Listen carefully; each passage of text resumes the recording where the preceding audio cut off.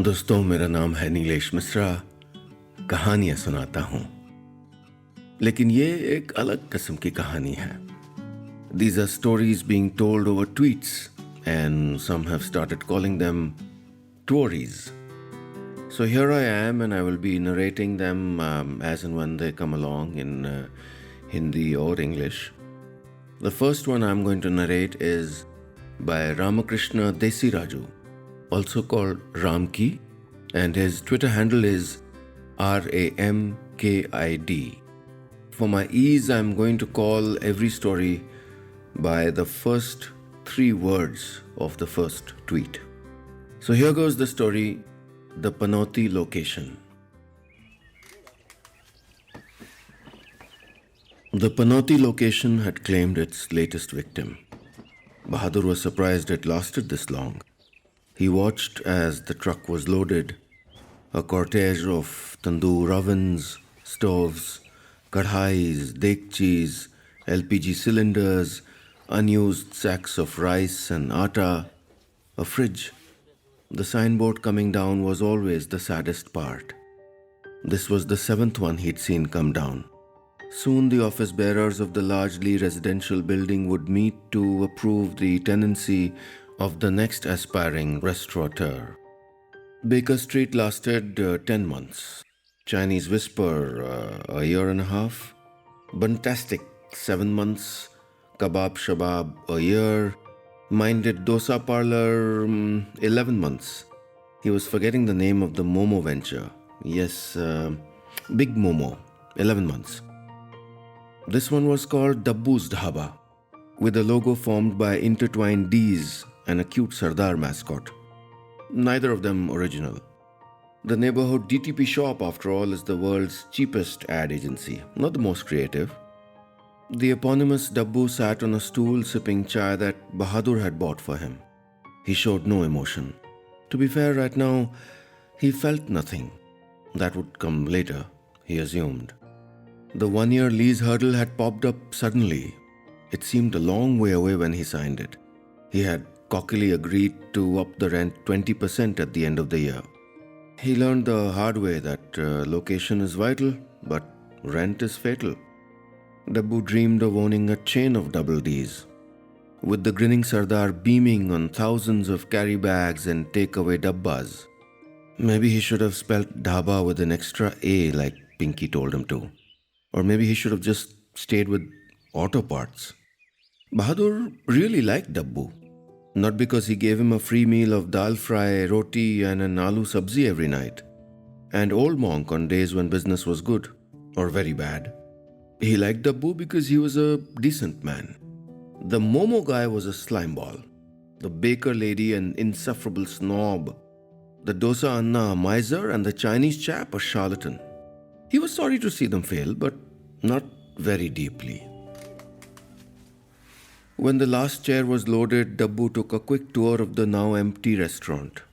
The kitchen and storeroom at the far end, the dining hall that till an hour ago had 6 tables that seated 4 each and 2 that seated 6, the washroom that he had upgraded a year ago.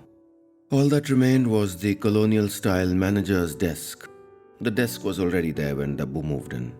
It didn't fit in with the dhaba decor his own designer had created, which included a charpai suspended from the roof and truck art on the walls.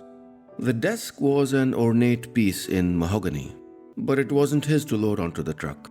It was a relic from the first failed venture here. It was as out of place in Dabbu's dhaba as the founder of Baker Street, Kumud Ahuja, was in this neighborhood. Kumud was horrified when someone once asked her how much half a kilo of kaju cupcakes cost. She told him in a clipped accent that was wasted on him that this was not Brijwasi. Well, long story short, she couldn't sell stuff that her customers couldn't pronounce. One evening, when a young man said, "Do mango gatoks dena, auntie?" she decided she'd had enough. She wasn't sure which part of the order irked her more. The desk was a gift from her father-in-law, ex-father-in-law to be precise. While she was busy running Baker Street, her husband was running amok. So she decided to bequeath the desk to the next tenant. She loved it, but wanted nothing to do with her recently outlawed in-laws. Though the desk predated the invention of laptops, it was remarkably well suited to be a modern work table. There was room for a printer, drawers for accessories, a raised shelf that was perfect for an extension box, mobile phone chargers, power banks. The best feature of the desk, however, was its built in cash drawer, with compartments for different denominations, and its formidable looking key now lying in the empty drawer, waiting for the next custodian. The key exuded a sense of power and prosperity. Even in this doomed venue, there were days when the drawer was full of cash. The kind of days that kept the businesses going for even as long as they did. The good old monk days, Dabbu called them. Dabbu had cleared out everything from the desk, except the bottle of rum and a few paper cups. It was quite late at night now. He called Bahadur and asked him to get a bottle of Thumbs Up from the bunk shop down the road. Bahadur knew the drill. Bahadur contributed a packet of Haldiram's chana dal to the Spartan farewell party. He dragged the great colonial desk to the center of the now empty dining area. 2 Neelkamal chairs were commandeered from the society office. After 2 drinks, Dabbu told Bahadur that he didn't look or talk like a Bahadur. That was true. Bahadur's features and his accent were more Manipal than Nepal. Solan's famous spirit had loosened Bahadur's tongue, so he spilt his story. His real name was Ramesh. He ran away from Rajamundry as a kid after failing his maths exam and stealing cash from the rolled up sleeve of his poor father's shirt. The sheer density of bus and rail routes muscled him to Bombay. A kindly man let the runaway boy who was huddled near the smelly bathroom share his berth and the biryani his wife had packed for him. In exchange, the boy fed him a farrago of lies designed to evoke sympathy. Bahadur took a fresh paper cup and poured himself another drink. While that drink went down his grateful gullet, he dribbled out the rest of his story. Turned out his benefactor was a watchman returning to his job after a vacation. On reaching Bombay, he took the truant under his wing. He delegated half of the car wash work to him and shared the servant quarters with him. The boy was better company than the rats. Bahadur was soon running errands for all the residents. He was a quick learner.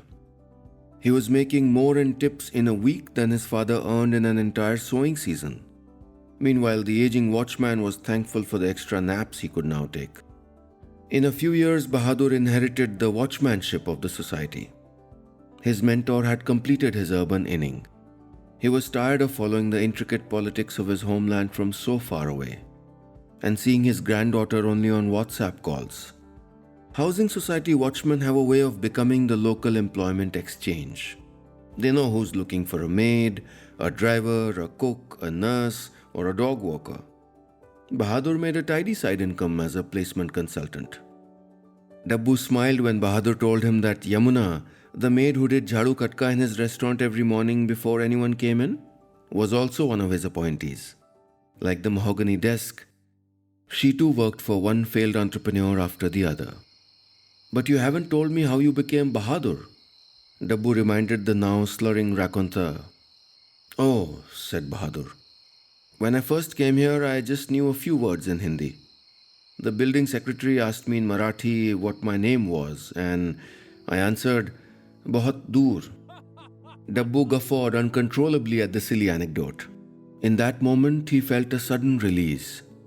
In an instant, his disappointment in the crumbling of his double D dreams disappeared.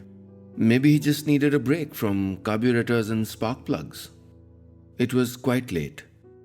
He gave Bahadur a generous farewell tip and asked him to hail an auto for him. The two would miss each other. When Bahadur tumbled into bed later that night, Yamuna asked him, Did Dabbu say take the desk? Bahadur fingered the key that hung from her necklace. It didn't have the ornate look of the original, but the locksmith made sure it worked just as smoothly. He smiled and said, No, darling, he didn't take the desk.